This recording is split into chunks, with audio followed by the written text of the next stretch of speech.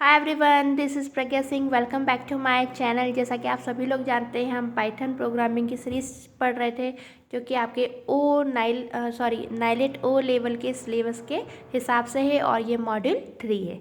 साथ ही साथ आप सभी लोग जानते हो, ये जो हमारे पाइथन लेक्चर सीरीज़ है ये ओ लेवल के साथ साथ ए लेवल के लिए भी महत्वपूर्ण है और साथ में 11-12 के लिए भी बहुत महत्वपूर्ण है। ठीक है फ्रेंड्स, तो आज के हम न्यू टॉपिक शुरू करने जा रहे हैं, प्रोग्रामिंग लैंग्वेजेस। और आइए सीखते हैं प्रोग्रामिंग लैंग्वेज क्या होती है और हम इनको क्यों यूज़ करते हैं। ओके फ्रेंड्स, आज हम शुरू करने जा रहे हैं new topic, that is a programming language. ठीक है, प्रोग्रामिंग लैंग्वेज को समझने से पहले सबसे पहले हम क्या समझते हैं, लैंग्वेज को समझते हैं। लैंग्वेज क्या होती है? आप सभी लोग जानते हैं लैंग्वेज क्या होती है। लैंग्वेज का अर्थ होता है भाषा से। ठीक है, भाषा हम क्यों यूज करते हैं या लैंग्वेज हम क्यों यूज करते हैं? हम अभी आप प्रोग्रामिंग पे नहीं गए, अभी सिर्फ अपनी नॉर्मल भाषा के बारे में देख रहे हैं, यानी हमें लैंग्वेज जो हम यूज करते हैं वो क्यों होती है। देखिए, भाषा का यूज क्यों करते हैं? ताकि हम अपनी बात, यदि 2 पर्सन या 2 से अधिक पर्सन आपस में बातें कर रहे हैं तो आपस में बातें करने के लिए उनको किसकी आवश्यकता है? किसी ना किसी भाषा की आवश्यकता है या किसी ना किसी लैंग्वेज की आवश्यकता है, जिसके द्वारा सभी पर्सन्स आपस में क्या कर सके, कम्युनिकेट कर सके, यानी अपनी बात एक दूसरे तक पहुंचा सके। उसके लिए किसकी आवश्यकता होती है?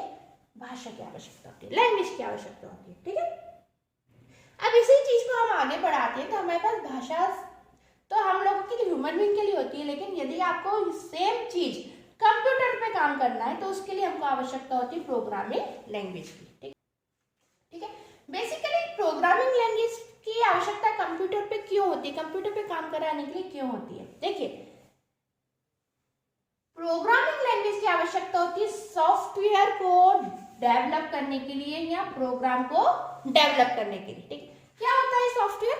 आइए बताते हैं, हम देखते हैं। देखिए, आप सभी लोग जानते हो बेसिकली जो कंप्यूटर है आपका, जिस कंप्यूटर पे आप काम करते हो, कंप्यूटर हो गया, लैपटॉप हो गया या आपका मोबाइल फोन हो गया, ये 2 चीजों के निर्माण से कार्य करता है, 2 चीजों के होने से काम करता है। किससे? एक तो होता है हार्डवेयर और एक होता है सॉफ्टवेयर। ठीक है, हार्डवेयर क्या होता है? हार्डवेयर फिजिकल ढांचा जो भी आपके कंप्यूटर या मोबाइल का, वो क्या है? हार्डवेयर, जिसको आप टच कर सकते हो। ओके, फिजिकल पार्ट आपके कंप्यूटर सिस्टम के, जैसे कि माउस, कीबोर्ड, मॉनिटर और जो भी चीज आप यूज कर रहे हो, स्पीकर वगैरह, जिसको आप टच कर पा रहे हो। ठीक है, जो भी फिजिकल पार्ट है, फिजिकल कंपोनेंट है आपके सिस्टम का या आपके कंप्यूटर आपस में जुड़े हुए हैं जिनमें फिजिकल कंपोनेंट्स है, वो सारी चीजें क्या है? हार्डवेयर है। सेम इसी प्रकार जैसे कि एक ह्यूमन बॉडी होती है, हाथ, पैर, नाक सब होता है, तो उस तरीके से वो क्या होता है? हार्डवेयर होता है किसी भी मनुष्य का। ठीक है, यदि हार्डवेयर नहीं होगा तब भी आप कंप्यूटर से काम नहीं कर सकते, क्योंकि आपके पास कोई साधन ही नहीं है। ठीक है, अब मान लो हार्डवेयर है, कंप्यूटर सिस्टम में हार्डवेयर है, आपके पास हार्डवेयर है, आपके पास मॉनिटर है, कीबोर्ड है, सब कुछ है, लेकिन उस कंप्यूटर सिस्टम के अंदर कोई सॉफ्टवेयर ही नहीं है, तो क्या आपका वो हार्डवेयर किसी काम का है? किसी काम का नहीं है। ठीक है, इसलिए कंप्यूटर के अंदर हार्डवेयर के साथ साथ किसकी आवश्यकता होती है? सॉफ्टवेयर की आवश्यकता होती है, ताकि उस सॉफ्टवेयर के द्वारा हम कंप्यूटर में कार्य कर सकें। ठीक है, बिना सॉफ्टवेयर के आप किसी भी कार्य को नहीं कर सकते। आप खुद जानते हैं, आप एंड्रॉइड मोबाइल का आजकल यूज करते होंगे। आप सब लोग मेरे वीडियो लेक्चर सुन रहे हैं तो हो सकता है आप लोग के पास सब एंड्रॉइड मोबाइल में सुन रहे हो और कंप्यूटर लैपटॉप में सुन रहे हो। यदि आप मोबाइल में सुन रहे हैं तो आपके लिए समझना बहुत ही सरल है। आपके पास एक मोबाइल हार्डवेयर के रूप में आपके सामने होता है। ठीक है, और उसके अंदर एंड्रॉइड ऑपरेटिंग सिस्टम होता है। एंड्रॉइड ऑपरेटिंग सिस्टम भी एक तरीके का सॉफ्टवेयर है। यदि वो एंड्रॉइड ऑपरेटिंग सिस्टम नहीं होगा तो आपका मोबाइल किसी भी काम का नहीं है। ठीक है, आपको फिर उस एंड्रॉइड फोन से कोई भी कार्य करना है तो आपको पर्टिकुलर सॉफ्टवेयर की आवश्यकता है। ठीक है, जैसे कि आपको चैटिंग करना है तो व्हाट्सएप की आवश्यकता है, आपको वीडियो देखना है तो आपको यूट्यूब की आवश्यकता है। ये सब चीजें क्या है? सॉफ्टवेयर है। तो इन सॉफ्टवेयर को डेवलप करने के लिए हमें आवश्यकता होती है प्रोग्रामिंग लैंग्वेज की। ओके,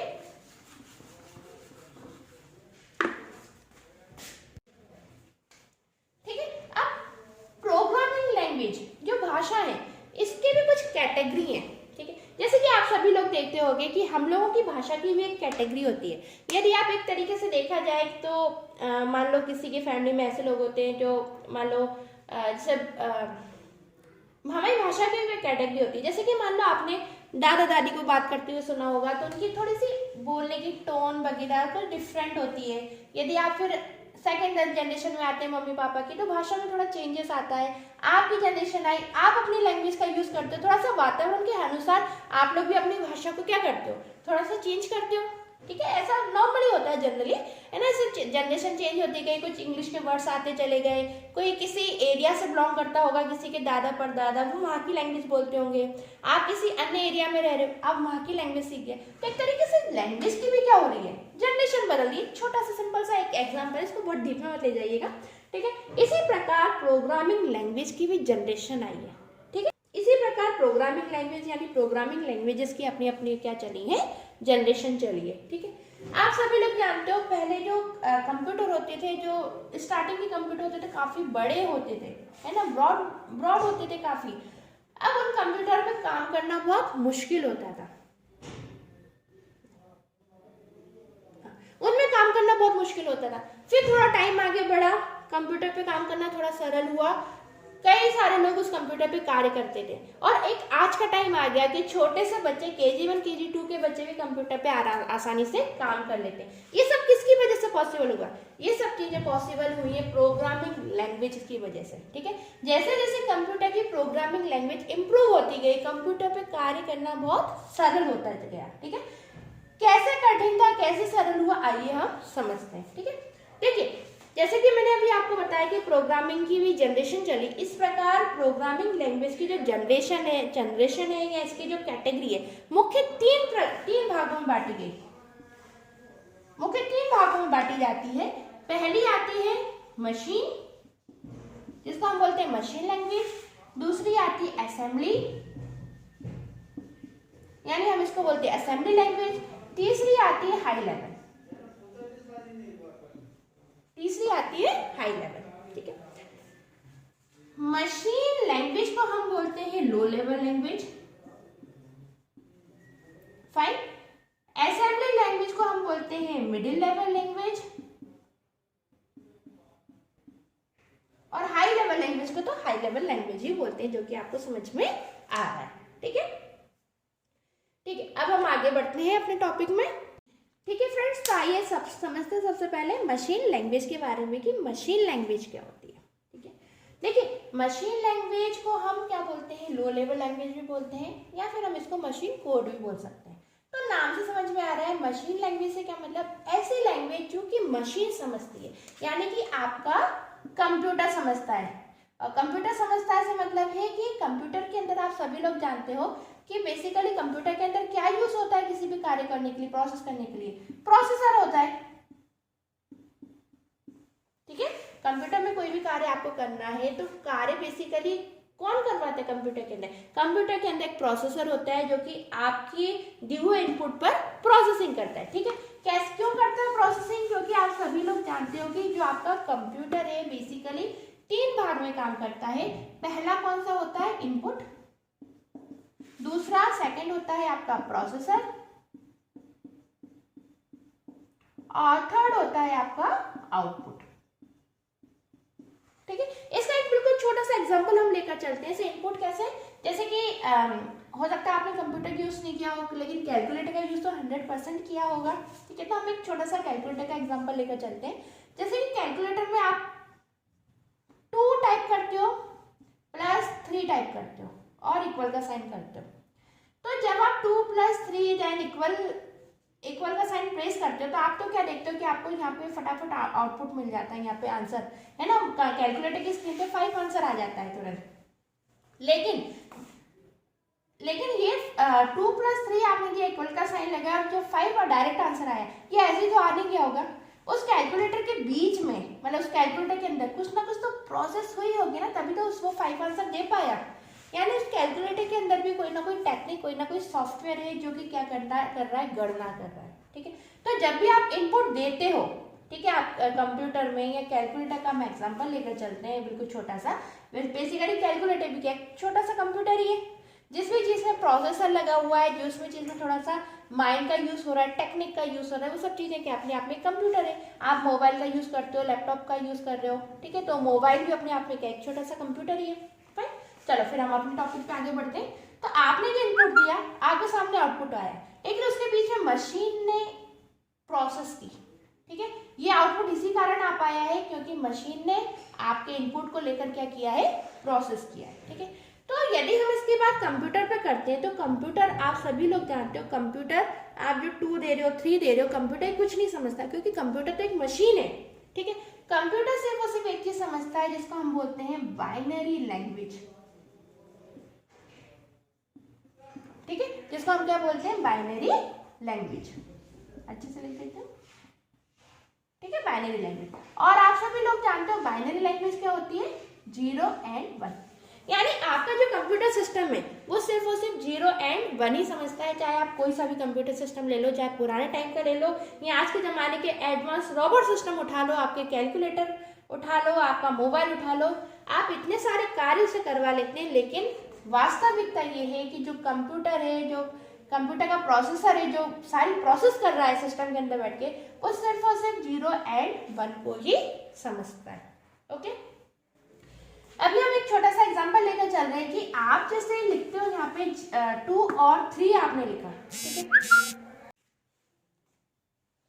ठीक है, एक छोटा सा एग्जांपल लेकर चल रहे हैं कि आपने यहाँ पे 2 + 3 लिखा, तो जब ये 2 और 3 कंप्यूटर के अंदर या कैलकुलेटर के अंदर जब उसके मेमोरी में गया, प्रोसेसर के पास गया, तो कैलकुलेटर या कंप्यूटर 2 और 3 को नहीं समझता। ये सारी चीजें 2 और 3 कन्वर्ट हो जाएंगी बाइनरी लैंग्वेज में। ठीक है, फॉर एग्जांपल 2 आपका कुछ इस तरीके से कन्वर्ट हो जाएगा। ठीक है, ये हम बाइनरी नंबर कैसे आते हैं, क्यों आते हैं, किस लिए हम यूज करते हैं, ये हम बाद में सब सीखेंगे। अभी तो सिर्फ और सिर्फ आप एक जनरल एग्जांपल दे रही हो और उसका आप कोडिंग जान लो। ठीक है, ठीक है, आपने 2 के लिए ये दिया नंबर, तो प्रोसेसर आपने तो 2 लिखा लेकिन प्रोसेसर ने 2 नहीं समझा, प्रोसेसर ने उसको 2 को किस में कन्वर्ट किया, अपने इस बाइनरी फॉर्म में कन्वर्ट किया। आपने 3 दिया तो 3 को भी उसने क्या किया, बाइनरी फॉर्म में कन्वर्ट किया। ठीक है, फिर उसके बाद इसने क्या किया, इस बाइनरी फॉर्म में एक आउटपुट तैयार किया। ठीक है, ये आउटपुट कैसे तैयार हो रहा है, कहाँ से आ रहा है, ये सब हम बाद में सीखेंगे। अभी सिर्फ आप कोड जान लो कि ये 2 का कोड होता है, 3 का कोड होता है, 5 का कोड होता है। और ये कोड हम लोग यूज नहीं कर रहे हैं, ये कोड कौन यूज कर रहा है, प्रोसेसर यूज कर रहा है आपके कंप्यूटर का। क्यों, क्योंकि आपका कंप्यूटर 2, 3 आप अपना नाम लिखते हो कुछ भी नहीं समझता, वो सिर्फ 0 और 1 समझता है। आप जो भी उसको इनपुट देते हो वो सारा के सारा इनपुट बाइनरी लैंग्वेज में क्या हो जाता है, कन्वर्ट हो जाता है। और इसी बाइनरी लैंग्वेज को कौन एग्जीक्यूट करता है, प्रोसेसर। प्रोसेसर सिर्फ और सिर्फ बाइनरी लैंग्वेज को ही समझता है।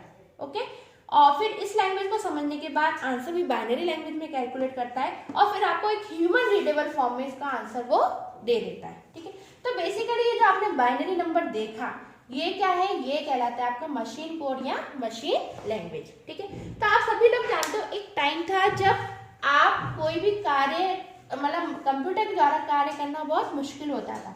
वो कार्य क्यों मुश्किल होता था, इसलिए क्योंकि आज तो आप डायरेक्ट 2 + 3 लिख रहे हो, लेकिन अगर आप उस टाइम पे काम करोगे, उस टाइम पे जब मशीन लैंग्वेज चलती थी उस टाइम पे कंप्यूटर पे काम करोगे, तो आपको प्रोसेसर को 2 and 3 नहीं लिखना होता था, आपको सिर्फ और सिर्फ मशीन की भाषा में उसको सारे इंस्ट्रक्शंस देने होते थे। जैसे आपको 2 का जोड़ करवाना है, तब आप इनपुट देते टाइम 2 नहीं लिखोगे, आप इनपुट देते टाइम 2 का जो कोड होता है उसी को लिखोगे। ठीक है, अभी आप जान लीजिए 2 का कोड होता है। ठीक है, 3 का कोड देना पड़ता है। इस तरीके से सारे कोड क्या याद रखना सरल है, कोई सरल बात नहीं है। ठीक है, और अब आप आंसर तो उसको खैर नहीं दोगे। ठीक है, तो आपको इनपुट में भी क्या देना होता है ना, इस तरीके से। अच्छा, अब आपको एडिशन करवाना है, आप क्या बोल रहे हो, उसको एडिशन करवाओ, तो अभी तो आप डायरेक्ट प्लस, अभी तो आप डायरेक्ट प्लस लिख देते, उस समय आप प्लस नहीं लिख सकते थे। उस समय प्लस का एक कोड होता था, इस तरीके से आप प्लस का कोड देते थे कंप्यूटर को। ठीक है, तो क्या इस तरीके से प्लस का अलग कोड है, माइनस का अलग है, मल्टीप्लाई का अलग है। आप और भी साइंटिफिक कैलकुलेटर में देखते हो कई सारे सिंबल्स आते हैं, सबके अपने अलग अलग कोड है। तो क्या इस तरीके से कोड सबको याद रखना सरल होता था, नहीं होता था। ठीक है, इसलिए उस समय एक पुराना जो जमाना था उसमें कंप्यूटर पे हर कोई कार्य नहीं कर सकता था, क्योंकि उस समय सारा के सारा कार्य मशीन लैंग्वेज में ही होता था। ठीक है, इसलिए हम मशीन लैंग्वेज को क्या बोलते हैं, लो लेवल लैंग्वेज बोलते हैं। ठीक है, अब सीधी सी बात है, जब आपने इनपुट इसी में दिया है तो यहाँ पे प्रोसेसर को अलग से कन्वर्ट करने की आवश्यकता ही नहीं पड़ रही है ना। अभी तो आप क्या कर रहे हो, मैंने अभी का टाइम आपको थोड़ा एग्जांपल देकर समझाता है। सपोज आप क्या करते हो, अभी आज के टाइम में आप डायरेक्ट नंबर दे देते हो। ठीक है, अभी हम 2 और 3 का एडिशन बता रही हूँ मैं आपको, आप डायरेक्ट नंबर ही दे देते हो, तो ये नंबर प्रोसेसर में जाके क्या होते हैं, कन्वर्ट होते हैं। ठीक है, तो आज के ज़माने के जितने भी कंप्यूटर हैं, जितने भी सिस्टम है, इन सबके बीच में एक सॉफ्टवेयर होता है, एक कन्वर्टर सॉफ्टवेयर होता है, यानी एक मीडिएटर कह सकते हैं आप उसको। उस कन्वर्टर सॉफ्टवेयर को आप इस कन्वर्टर सॉफ्टवेयर को आप एक मीडिएटर कह सकते हो, जो कि आपकी लैंग्वेज को, आपने जो अपनी ऑन लैंग्वेज दी है, इसको मशीन की भाषा में कन्वर्ट कर रहा है। ठीक है, लेकिन जब आप मशीन लैंग्वेज में काम करते थे पुराने जमाने में, तब आपको किसी भी मीडिएटर की आवश्यकता नहीं होती थी। क्यों? क्योंकि आप डायरेक्ट मशीन की लैंग्वेज में ही काम कर रहे हो। ठीक है, और ये जो डाटा है ये डायरेक्ट प्रोसेसर द्वारा क्या हो जाता था, एग्जीक्यूट हो जाता था, क्योंकि इसको कन्वर्ट होने की जरूरत ही नहीं है, आपने मशीन की भाषा में सारा काम किया है। और जो आंसर है वो भी किस में आएगा, अब आउटपुट भी उस मशीन की लैंग्वेज जब चलती थी तब आउटपुट भी आपको कुछ इस तरीके से ही मिलता है। ठीक है, तो ये होती थी हमारी low level language, machine language या मशीन कोड, जो कि पहले के टाइम में चलती थी। ठीक है, तो जब मशीन लैंग्वेज एक लो लेवल लैंग्वेज कहलाती है, जिसमें यूजर को सारा काम मशीन की भाषा में करना होता था। ठीक है, यानी बाइनरी लैंग्वेज में करना होता था। और इस जमाने में, मशीन लेवल के जमाने में, किसी भी मीडिएटर सॉफ्टवेयर की, यानी किसी भी कन्वर्टर सॉफ्टवेयर की कोई आवश्यकता नहीं होती थी, क्योंकि यूजर प्रोसेसर जो भाषा समझता है, जो मशीन भाषा समझती है, उसी में सारा कार्य करता था। लेकिन इस कार्य को करना बहुत कठिन होता था, हर कोई इस काम को नहीं कर पाता था। इस काम को करने के लिए बहुत टेक्निक्स का आना, इन कोडिंग सिस्टम्स का आना, इन कोडिंग्स को याद रखना, क्योंकि जितने भी नंबर है, जैसे 2 और 3 का नंबर, ऐसे कई सारे नंबर है, उन सब नंबरों की कोडिंग आपको या तो याद होनी चाहिए या उनकी कोडिंग आपको बनानी आनी चाहिए। ठीक है, वो कैसे बनाई जाती है हम बाद में समझेंगे, अभी तो सिर्फ आप जान लीजिए किस तरीके से कोडिंग होती थी। तो ये चीज़ सरल नहीं होती थी। ठीक है, तो मशीन लैंग्वेज को आगे बढ़ाया, थोड़ी जनरेशन आगे बढ़ी, फिर नेक्स्ट जनरेशन आई। नेक्स्ट जनरेशन को हम असेंबली लैंग्वेज बोलते हैं, जिसके बारे में हम नेक्स्ट वीडियो में कंटिन्यू करेंगे। ओके फ्रेंड्स, आप मशीन लैंग्वेज यानी प्रोग्रामिंग लैंग्वेज से रिलेटेड सारे वीडियोस ज़रूर देखिएगा, तभी आपको इनके लॉजिक अच्छे से समझ में आएंगे। अदरवाइज़ आपको ये डीप नॉलेज समझ में नहीं आएगा, सिर्फ एक ही वीडियो से आपको सारी चीज़ें कंफर्म नहीं होंगी। तो नेक्स्ट वीडियो में असेंबली लैंग्वेज यूज़ करूँगी मैं, यानी असेंबली लैंग्वेज का लेक्चर बनाऊँगी। ओके फ्रेंड्स, तब तक के लिए आप इसको अच्छे से पढ़िए और वीडियो में बने रहिएगा। Keep learning. Thank you very much. Thanks for watching. Please like, share and subscribe.